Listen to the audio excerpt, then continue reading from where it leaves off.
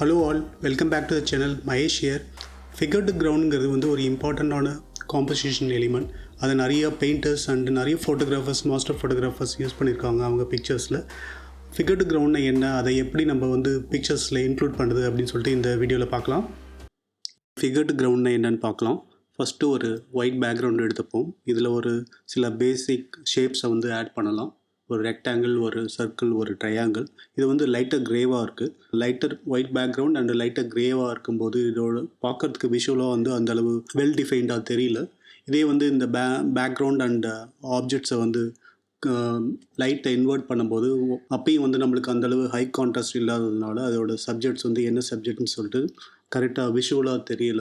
ரொம்ப ரொம்ப கான்சன்ட்ரேட் பண்ணி பார்க்கும்போது மட்டும்தான் அது rectangle and circle and triangle தெரியுது. இப்போ ஒரு ஹை கான்ட்ராஸ்ட் க்ரியேட் பண்ணும்போது, தட் இஸ் ஒயிட் பேக்ரவுண்டில் டார்க் பிக்சரும் டார்க் சப்ஜெக்டும் டார்க் பேக்ரவுண்டில் ஒயிட் சப்ஜெக்ட்ஸும் இருக்கும்போது நம்மளுக்கு அதை வெல் டிஃபைன்டாக அந்த ஷேப்ஸ் என்னென்னு அப்படின்னு சொல்லிட்டு தெரிய வருது. இப்போ இதே 3Dயில் எடுத்துக்கிட்டோன்னா, 3D ஆப்ஜெக்ட்ஸில் எடுத்துக்கிட்டோன்னா இது லைட்டர் க்ரே பேக்ரவுண்டில் லைட்டர் க்ரே ஆப்ஜெக்ட்ஸ் இருக்குது. இது பட் என்ன ஆப்ஜெக்ட்ஸ்னு தெரியல. பட் ஒரு ஹை கான்ட்ராஸ்ட் க்ரியேட் பண்ணும்போது அது என்னன்னு தெரிய வருது. தட் இஸ் இங்கே அது க்யூப். இந்த க்யூப், இந்த சப்ஜெக்ட் நம்ம ஃபிகர்னு வச்சுக்கலாம். இந்த பேக்ரவுண்டை கிரவுண்டுன்னு வச்சுப்போம். ஸோ அதுதான் ஃபிகர் டு கிரவுண்ட். இந்த ஃபிகர் டு கிரவுண்டில் நம்ம ஹை கான்ட்ராஸ்ட் க்ரியேட் பண்ணினாலும் பட் சப்ஜெக்ட்ஸ் ரொம்ப ஷேப்ஸ் ரொம்ப ஓவர்லேப்டாக இருக்கும்போது அது ரொம்ப கிளட்டர்டாக இருக்கும். அது என்ன ஆப்ஜெக்ட்னு சொல்லிட்டு தெரிய வரதுக்கு ரொம்ப கஷ்டமாக இருக்கும். இங்கே நம்ம ஓவர்லேப்பை அவாய்ட் பண்ணும்பொழுது அது என்ன சப்ஜெக்ட்னு சொல்லிட்டு ரொம்ப கிளியராக வெல் டிஃபைன்டாக தெரியுது. இந்த டெக்னிக்கை நிறைய பெயிண்டர்ஸ் அவங்களோட பிக்சர்ஸில் யூஸ் பண்ணியிருக்காங்க. ஃபார் எக்ஸாம்பிள் நம்ம டாவின்சியோட 3 போர்ட்ரேட்ஸை பார்க்கலாம். First portrait and third portraits பார்க்கும்போது டார்க் பேக்ரவுண்டில் பிரைட்டர் சப்ஜெக்ட்ஸாக இருக்குது. அதில் பார்த்தீங்கன்னா அவங்களோட ஹேர் கூட டார்க் ஹேராக இல்லாமல் ப்ரௌனிஷாக இருக்குது. மோனாலிசா பிக்சரை பார்க்கும்போது லைட்டர் பேக்ரவுண்ட் இருக்குது. பட் சப்ஜெக்ட்ஸ் அவுட்டர் லைன் டார்க்காக இருக்குது. அதாவது டார்க் ஹேரும் ட்ரெஸ்ஸும் டார்க்காக இருக்கிறதுனால அது ரொம்ப பாப் ஆகுது.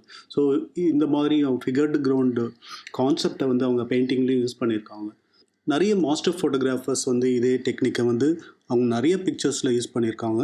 அதில் மெயினாக நம்ம ஜோசப் குடால்காவோட பிக்சர்ஸை சொல்லலாம். ஏன்னா அவரோட பிக்சர்ஸில் நிறைய பிக்சர்ஸில் ஃபிகர் டு கிரவுண்ட் கான்செப்டை யூஸ் பண்ணியிருப்பார்.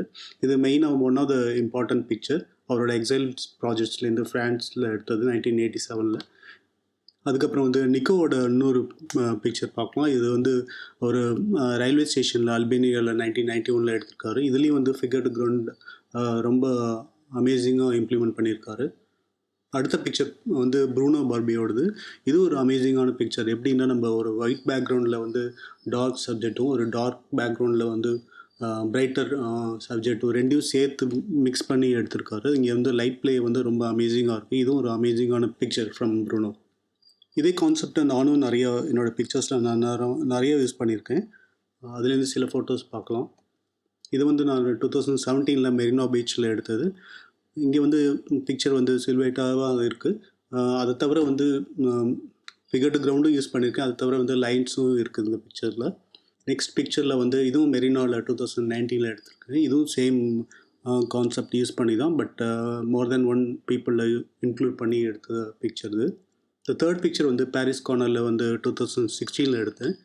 பேக்ரவுண்ட் ஒயிட்டாக இருக்கும்போது அவங்க சப்ஜெக்ட் டார்க்காக இருக்கிற மாதிரியும், அதே சமயத்தில் ஃப்ரண்ட்டில் இருக்கிறோட டெஃபினேஷன் தெரியணுங்கிறதுக்காக நான் ஃப்ளாஷும் யூஸ் பண்ணியிருக்கேன். ஸோ அதனால தான் ஒயிட் பேக்ரவுண்டில் டார்க் பிக்சரும் கொஞ்சம் ஓரளவு டார்க் டவுனாக இருக்கிற இடத்துல கொஞ்சம் பிரைட்டர் சப்ஜெக்டும் விஷுவலாக தெரிகிற மாதிரி எடுத்த பிக்சர் தான் அது. ஸோ இது மாதிரி கூட ஃபிகர் டு கிரவுண்ட் கான்செப்டை யூஸ் பண்ணி நம்ம பிக்சர் எடுக்கலாம். இதுவரையும் ஃபிகர் டு கிரவுண்ட்னா என்னென்னு பார்த்தோம். அது நம்ம ஃபோட்டோகிராஃபியில் எப்படி இம்ப்ளிமெண்ட் பண்ணுறது அப்படின்னு சொல்லிட்டு இப்போ பார்க்கலாம். ஃபஸ்ட் பாயிண்ட் சிலுவேட்டை எடுக்கும்போது அந்த பிக்சர் கிளியராகவும் இருக்கும். அப்படி சிலுவேட் எடுக்கும்போது நம்ம ஓவர்லேப்பையும் அவாய்ட் பண்ணினா அந்த பிக்சர் ரொம்ப கிளியராகவும் இருக்கும். நம்ம சொல்ல வந்த ஸ்டோரிஸை கரெக்டாக சொல்லவும் முடியும். செகண்ட் பாயிண்ட் லோ ஆங்கிளில் எடுக்கிறது. லோ ஆங்கிளில் எடுக்கும்போது பேக்ரவுண்ட் ஆட்டோமேட்டிக்காக by default most of the time கிளியராக இருக்கும். அப்படி கிளியராக இருக்கும்போது நம்ம சப்ஜெக்டை நல்லா கான்சன்ட்ரேட் பண்ணி கிளியராக எடுக்க முடியும். ஸோ அப்படி எடுக்கும்போது நம்ம ஃபிகர் டு கிரவுண்டை ஈஸியாக அந்த பிக்சரில் இம்ப்ளிமெண்ட் பண்ண முடியும். Third point play with lights. நம்ம லைட்ஸை யூஸ் பண்ணி நல்ல கான்ட்ராஸ்ட் க்ரியேட் பண்ண முடியும் லைட்டுக்கும் ஷேடோவுக்கும். அப்படி நல்ல கான்ட்ராஸ்ட் க்ரியேட் பண்ணும்போது அந்த பிக்சர் வந்து பார்க்குறதுக்கு வந்து விஷுவலாக ரொம்ப அப்பீலிங்காக இருக்கும். 4th பாயிண்ட் வந்து நம்ம ஹை கான்ட்ராஸ்ட் க்ரியேட் பண்ணணுன்னு அப்போ வந்து ஃப்ளாஷ் கூட யூஸ் பண்ணி நம்ம நல்ல ஹை கான்ட்ராஸ்ட் க்ரியேட் பண்ணி பேக்ரவுண்டை வந்து டார்க்காகவும் சப்ஜெக்டை வந்து நம்ம லிட் பண்ணியும் காமிக்க முடியும்.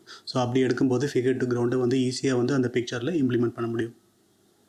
தேங்க்ஸ் ஃபார் வாட்சிங் திஸ் வீடியோ. உங்களுக்கு ஏதாவது கமெண்ட்ஸ் ஆர் கொஸ்டின்ஸ் இருந்ததுன்னா கமெண்ட் செக்ஷனில் கொடுங்க. உங்களுக்கு ஏதாவது ஃபீட்பேக் இருந்தால் கூட நீங்கள் வந்து கமெண்ட் செக்ஷனில் கொடுங்க. நெக்ஸ்ட் வீடியோவில் பார்க்கலாம். தேங்க்யூ. பாய்.